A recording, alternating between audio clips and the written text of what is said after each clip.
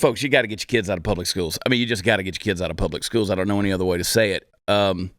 You were showing me, show me that badge again. You had this badge, and it says, I'm here. It's got all the colors. I mean, they're going to, eventually they're going to have to put a full poster board up there to get all the colors on there to represent everybody. It's got a QR code on the back. That is an ID badge for educators, right?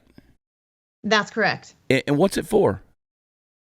It is for, and it states, we are excited that you are willing to partner with the NEA LGBTQ plus caucus by wearing your I'm Here badge.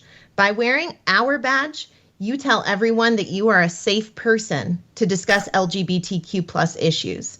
And then it says, affirming LGBTQ plus youth couldn't be easier than by identifying yourself as a safe and supportive person.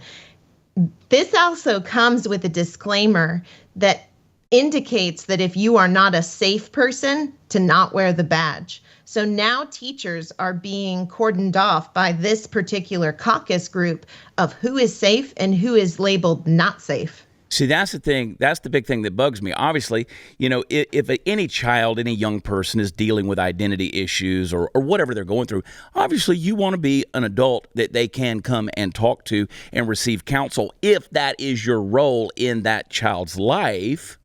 If you're a mentor, you're a coach, you're, you know, whatever you may be, or parent, obviously that should be a given. But they're actually making this almost like an exclusive club of who you can approach and who you can't. And you basically are having to, for lack of better terms, tattle on yourself and say, yeah, I'm toxic, I'm not safe, you can't come to me. Which again makes you the bad guy. But it's the opposite way, right? It's unbelievable what's going on. Just even with the promotion of these gay straight alliance clubs, how there's push to include all these videos in these clubs and special activities, content that rates back to Alfred Kinsey. There's a push for teachers to be the ones really creating these clubs and then even funding some of these clubs, and then going so far as to create the mission statement. Clubs on campus are supposed to be student-led, but many of these clubs, teachers are the ones targeting students for attending, and they're the ones creating the mission statement. So it's really appearing as a teacher-led club, operating under the guise of a student-led club. And these particular, once we get to a place where it is only affirming is the standard across the United States, well, that message is already starting to impact the field of health. Because if we create a gender affirmative only model in the fields of social work, in counseling, in healthcare, and if that is what is equitable, then we have other concerns with regards to how a child or a teen may be accessing only gender affirming hormone therapy, which is, oh, Chad, this is another big one.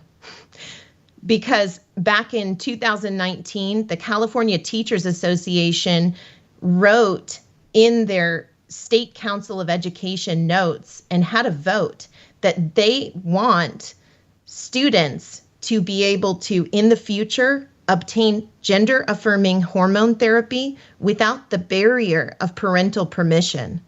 So the direction we're heading as a nation, everybody needs to be paying attention to this. Yeah. And it's not just California.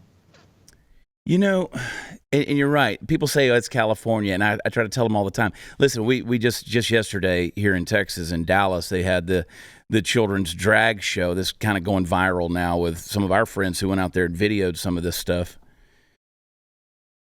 And that's happening in the schools. It's happening culturally, and it's like my gloves are off at this point in time, right?